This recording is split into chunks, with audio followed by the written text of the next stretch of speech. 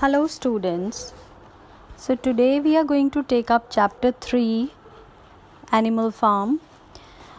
So far we have seen in chapter 1 and 2 about the revolt which was going to take place in the farm, and then actually the animals take over the manor farm and they change the name of manor farm to Animal Farm. Now in chapter 3 we see the animals have taken over the farmhouse and they have changed the name and they start working industriously and they want to improve the farm. They want to enjoy the feeling of independence, self-governance, and they indulge in a different kind of pride that they have taken over the farm.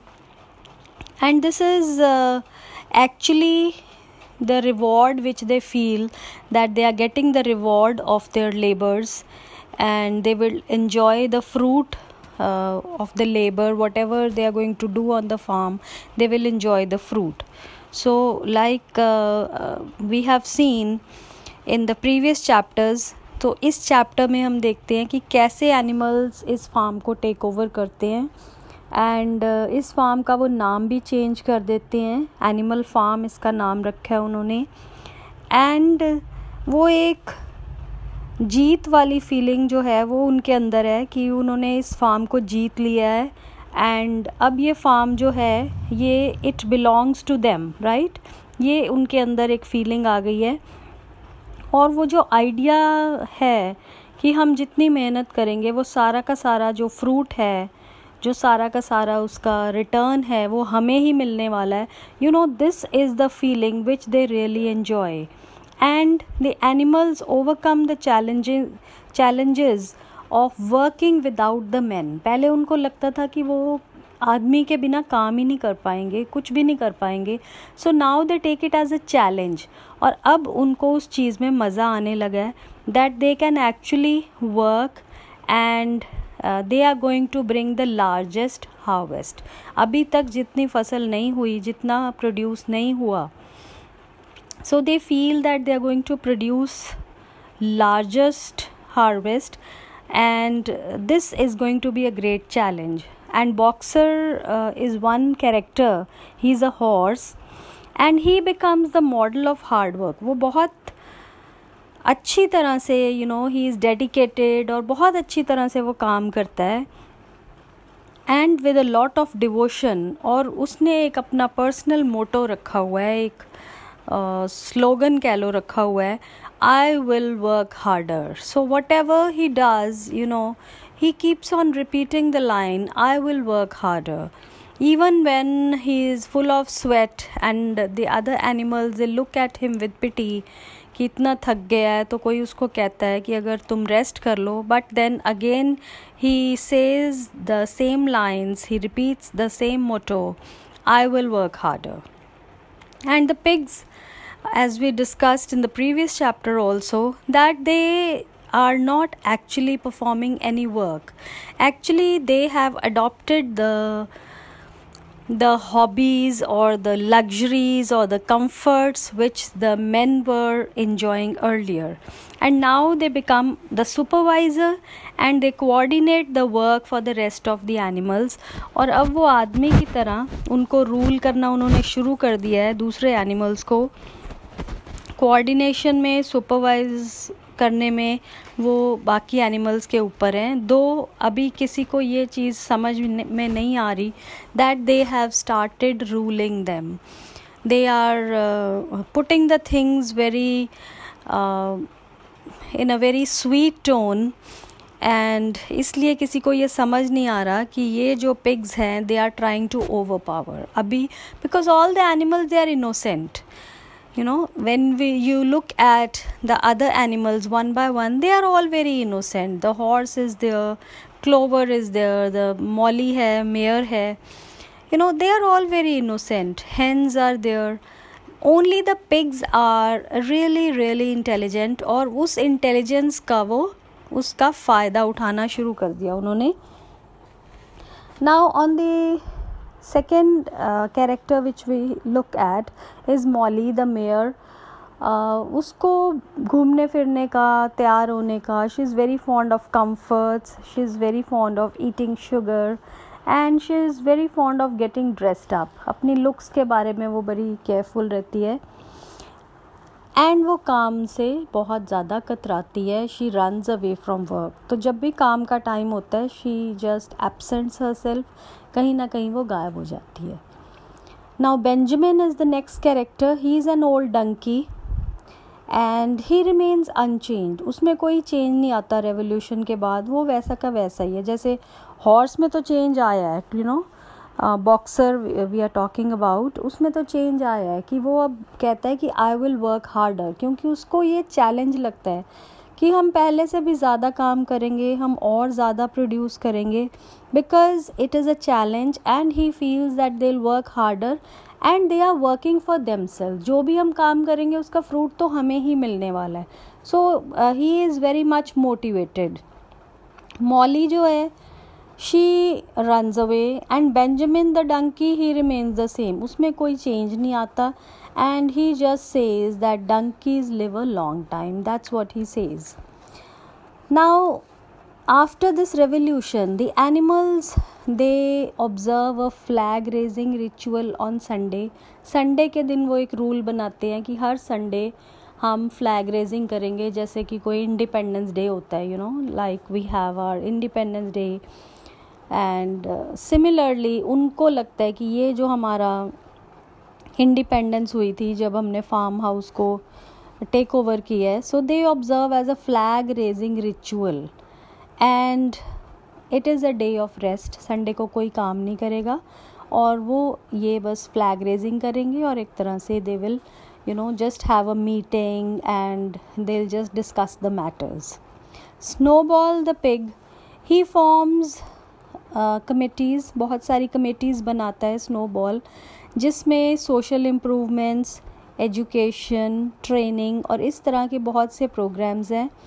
And education programme जो है वो बहुत ज़्यादा success होता है क्योंकि animals जो हैं they are, as I told you, they are very simple and they are not very literate, ज़्यादा पढ़े लिखे नहीं हैं. सो इस डिस्कवरी के बाद कि जो एनिमल्स हैं वो many of them are stupid actually, और जो 7 कमांडमेंट्स उन्होंने बनाए थे वो उनको याद नहीं रहते. सो बाद में क्या होता है, स्नोबॉल रिड्यूसेस दो 7 कमांडमेंट्स टू जस्ट 1 मैक्सिम. एक उसकी लाइन बना देते हैं 7 कमांडमेंट्स की ताकि सब उसको याद रख सकें. 4 legs good, 2 legs bad.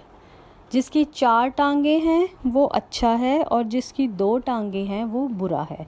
So this is what they, you know, reduce the 7 commandments to. And even the sheep, जो भेड़े हैं, शीप हैं, उनके लिए बड़ा इजी हो जाता है because they are kind of silly animals and they don't know much about reading and all. तो उनको ऐसे ही याद हो जाता है and they, you know, bleat for hours. बहुत घंटे वो उसी को गाती रहती हैं कि 4 legs good, 2 legs bad, you know, they keep on repeating it. और डॉग्स जो हैं वहाँ पे they have a litre of 9 puppies. उनके 9 puppies होते हैं, छोटे छोटे बच्चे, new born, you know, puppies. और नेपोलियन उनको ले लेता है, अपने पास रख लेता है. He says that I will educate them. और फिर उनको अलग एक लॉफ्ट में, एक अलग कमरे में वो ले जाता है और वहीं उनको अपने पास ही रखता है. तो धीरे धीरे जो बाकी एनिमल्स हैं वो डॉग्स के बारे में बिल्कुल भूल ही जाते हैं कि ये भी यहाँ पे रहते हैं.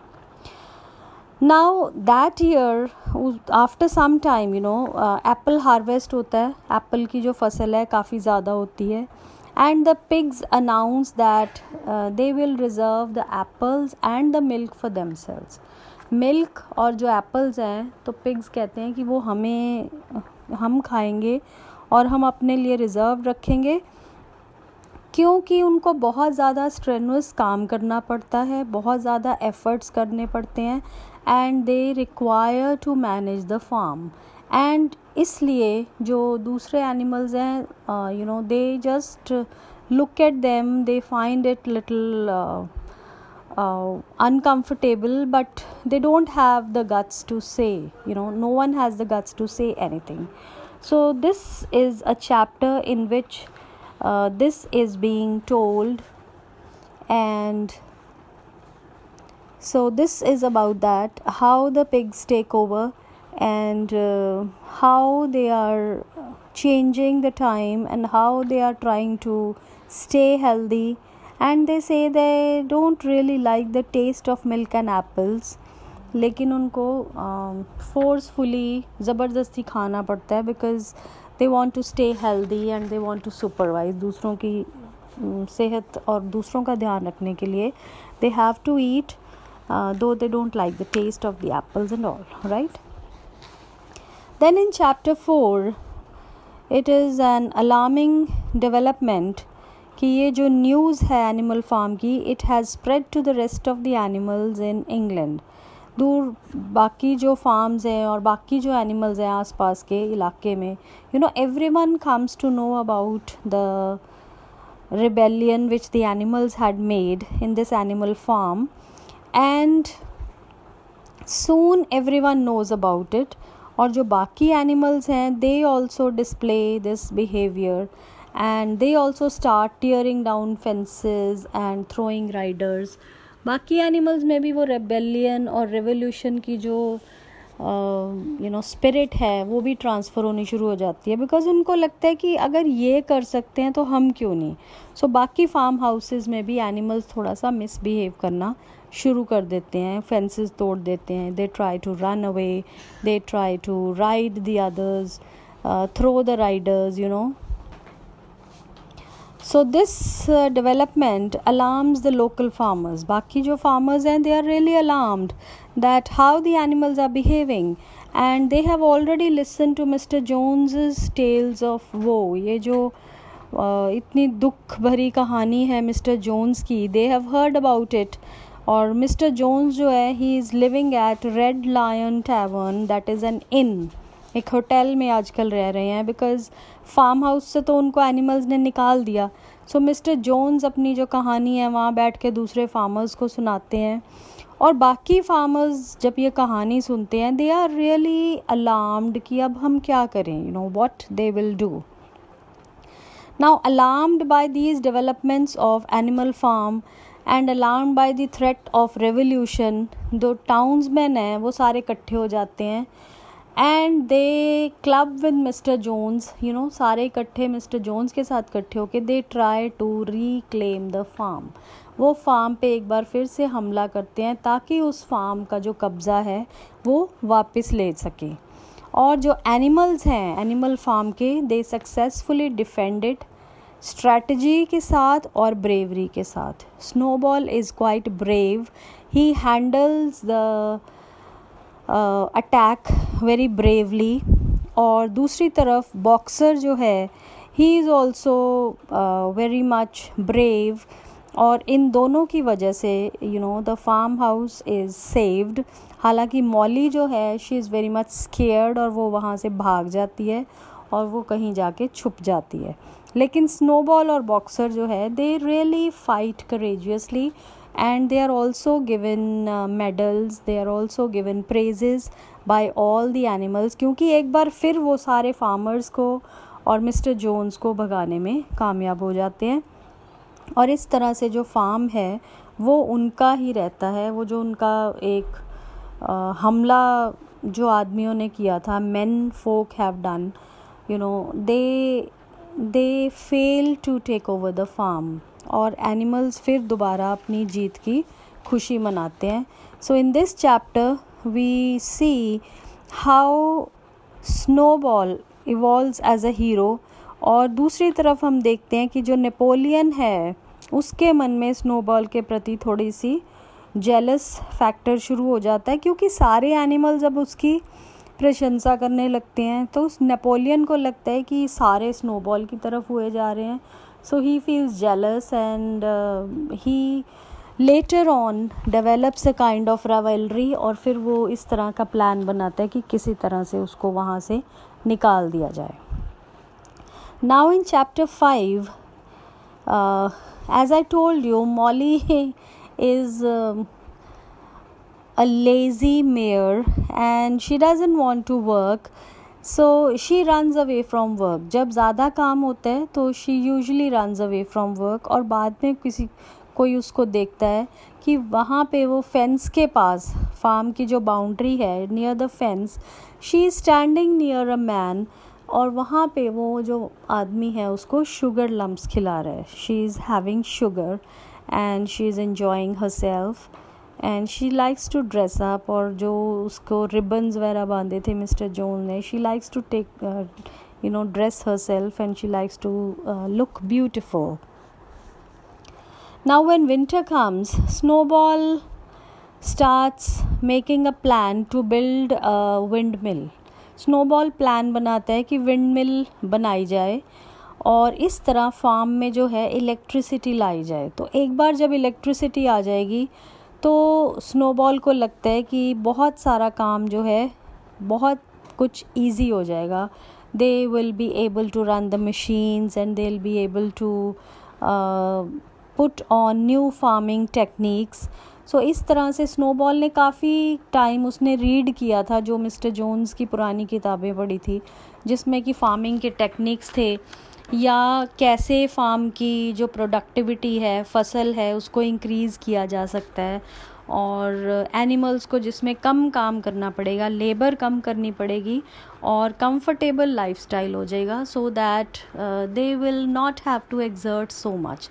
क्योंकि छोटे छोटे काम के लिए भी एनिमल्स को बहुत ज़्यादा काम करना पड़ता था और बहुत ज़्यादा टाइम लगता था, बहुत ज़्यादा लेबर लगता था, and they really used to get tired.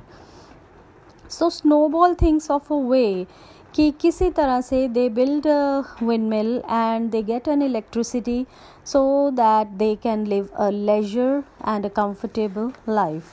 Napoleon जो है वो इस प्लान को डिसएग्री करता है. वो कहता है कि ये प्लान बिल्कुल भी अच्छा नहीं है and he opposes the plan. And इस तरह से एनिमल्स जो हैं दो हिस्सों में डिवाइड हो जाते हैं. कुछ एनिमल्स जो हैं वो नेपोलियन को सपोर्ट करते हैं, दे डिसएग्री विद स्नोबॉल कि ये जो इलेक्ट्रिसिटी है और ये जो आइडिया है ये अच्छा नहीं है. और कुछ जो एनिमल्स हैं they are in defence of Snowball, वो स्नोबॉल की तरफ हैं, and they agree that the spread of revolutionary spirit जो है that would be good. And इस तरह से जो हमारा फार्म है वो और भी ज़्यादा स्ट्रॉन्ग हो जाएगा.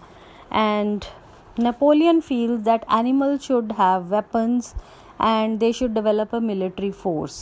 So इस तरह के आइडियाज़ जो हैं वहाँ फार्म में डिस्कस होने शुरू हो जाते हैं और जिस वजह से दो ग्रुप्स बन जाते हैं. One is the Napoleon group and the other is the snowball group. So and में जो फैसला है वो वोटिंग पर आ जाता है and animals are set to vote. और स्नोबॉल जो है अपनी स्पीच देता है, जहाँ पे स्पीच जैसे ही वो दे रहा है और बहुत ज़्यादा पैशनेट स्पीच है, जिससे कि बाकी एनिमल्स बहुत ज़्यादा they are swayed towards him, उन पे उनका बहुत अच्छा असर हो रहा है. और फिर Napoleon he whistles the 9 dogs. वो जो 9 पपीज़ उसने पाले होते हैं वो बहुत बड़े हो चुके हैं अब और बहुत उसने ट्रेंड कर लिए. एक तरह से उसने अपनी आर्मी बना ली है, छोटी सी या बॉडीगार्ड्स कह लो बना लिए उसने अपने. और क्योंकि उनको ट्रेंड किया हुआ था, they attack Snowball and they drive him off the farm. जैसे उन्होंने मिस्टर जोन्स को भगाया था वैसे वो 9 डॉग्स जो हैं वो स्नोबॉल के पीछे पड़ जाते हैं and they just throw him out of the farm. Napoleon now becomes the single leader of the animals. It is a kind of no voting is done. Actually, it is a kind of the government which is a single man government. No democracy. This just कि जिसने राज कर लिया उसकी government होगी, right?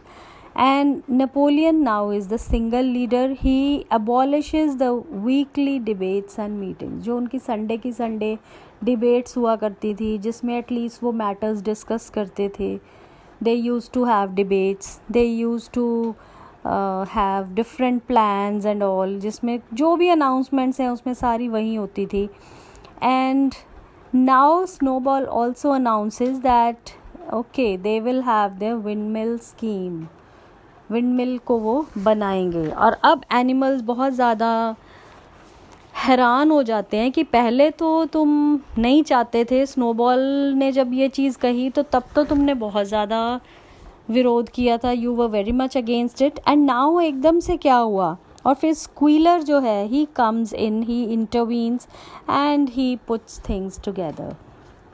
We know that Squealer is always playing the role of go between. वो हमेशा जब भी एनिमल्स के माइंड में कुछ भी क्वेश्चन आता है, जब भी उनके इनोसेंट माइंड्स में थोड़ी सी इंटेलिजेंस आती है या वो सोचना शुरू करते हैं, उसी टाइम स्क्वीलर आके उनको शांत कर देता है.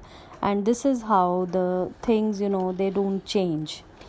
Now two pigs here represent the true divisions of post-revolutionary government. ये जो दो pigs हैं, they are the symbols of post-revolutionary government. Snowball जो है, he stands for the intellectual visionary, जो कि आगे का सोचता था कुछ डेवलपमेंट के बारे में, एक आइडियलिस्टिक गवर्नमेंट. और नेपोलियन जो है, he is the economic minded and authoritarian. It is the authoritarian rule जिसने किसी की सुननी नहीं है, जिसको हम कहते हैं तानाशाह. So that is the kind of rule which we see in Napoleon. Now in chapter 6 we see that the animals begin working like slaves and they try to complete the harvest. 6 chapter में बहुत ज़्यादा काम करवाया जाता है animal से, क्योंकि अब नेपोलियन का राज आ गया है, and Napoleon is like a person who is a very cruel kind of a king ही हो गया ना एक तरह से. एंड यहाँ पर वो एनिमल्स को स्लेव्स के जैसे काम करवाता है, सो that they complete the harvest ख़त्म हो और वो विंड मिल बना लें. और नेपोलियन ये अनाउंस करता है कि animals will now perform voluntary work on Sundays. अपनी मर्ज़ी से वो संडे को भी काम करेंगे. हालांकि ये वर्ड जो है वॉलेंट्री, ये कहा जाता है, लेकिन किसी एनिमल ने खुद से कहा नहीं था कि वो संडे को काम करेगा. So it is a kind of imposed work. जानबूझ के उन पर ये जो काम है ये थोपा जा रहा है संडे का. they just had one rest day, that is Sunday, और वो भी इनसे छीन लिया जा रहा है. ऑफिशियली दे आर कॉल्ड कि अपनी मर्ज़ी से वो काम कर रहे हैं. और साथ ही ये भी कहा जा रहा है कि अगर अपनी मर्ज़ी से वो काम नहीं करना चाहते या इसमें पार्टिसिपेट नहीं करेंगे तो उनका जो खाने का राशन है वो भी उनको आधा दिया जाएगा. The rations will be cut in half. That means indirectly it is a forced kind of labor which they have to perform. So ये जो फाइनेंस है, जो विंड मिल बनानी है उसके लिए जो पैसा है, फाइनेंस है, नेपोलियन ये भी अनाउंस करता है कि एनिमल फार्म जो है वो ट्रेड करना शुरू करेगा, बिजनेस करेगा दूसरे लोगों के साथ जो कि आसपास के लोग हैं, दूसरे फार्म्स के लोग हैं. एंड एनिमल्स अगेन थिंक कि वो ये सोचते हैं कि ओल्ड मेजर के टाइम पे हमें ये कहा गया था कि किसी भी ह्यूमन हैबिट्स की तरह हमने नहीं रहना और ना ही हमने किसी ह्यूमन के साथ ट्रेड करना है. और उसी टाइम फिर स्क्वीलर उन एनिमल्स को कन्विंस करता है कि नहीं ऐसा कुछ भी नहीं था, this is only your imagination, ये तो ऐसे ही आपके माइंड में आ गया, ऐसा कुछ भी नहीं था. Now the site of Napoleon on 4 legs and conducting business with Mr. Whymper, that is a man जिसके साथ वो बिजनेस कर रहा है, और उसको स्क्वीलर के थ्रू ये कहा जाता है कि देखो ये 4 टांगों वाला है नेपोलियन और 2 टांगों वाले मिस्टर विम्पर के साथ ये ट्रेड कर रहा है, देखो इसकी एबिलिटी कितनी है, कितना होशियार है. And this is how the animals feel so proud कि ये देखो कितना होनहार है, Snowball. So this is the picture which is made about Snowball. And then Later in the chapter we see that the pigs move into the farmhouse. अब वो pigs जो हैं they start living in the farmhouse, और Squealer फिर animals को convince करता है कि they are only imagining the rules, क्योंकि एनिमल्स के मन में फिर आता है, क्योंकि शुरू में उनको कहा जाता है कि कोई बेड पे नहीं सोएगा, है ना, कोई ह्यूमन बींग्स की तरह नहीं रहेगा. So when they start thinking, जब वो क्वेश्चन करना शुरू करते हैं या कोई भी बात करते हैं, तो स्क्वीलर आके फिर से उनको कन्विंस करता है कि ये सिर्फ आपकी सोच है, ऐसा कुछ भी नहीं था. And some of the animals they go and they want to check the 4th commandment, क्योंकि वहाँ कमांडमेंट्स लिखी गई थी दीवार पे, तो वो वहाँ जाके जब रीड करते हैं तो वो कमांडमेंट भी चेंज कर दी जाती है. Now it is like no animal shall sleep in a bed with sheets. पहले तो ये था कि no animal will sleep in the bed. Now they write with sheets, कि चद्दर के साथ बेड पे नहीं सोएगा, यानी कि बेड पे वो सो सकता है. That is how they manipulate the things. And Squealer को इसी काम के लिए रखा हुआ है. He manipulates the other animals and they put the things in their own way. So this is how the things are being altered.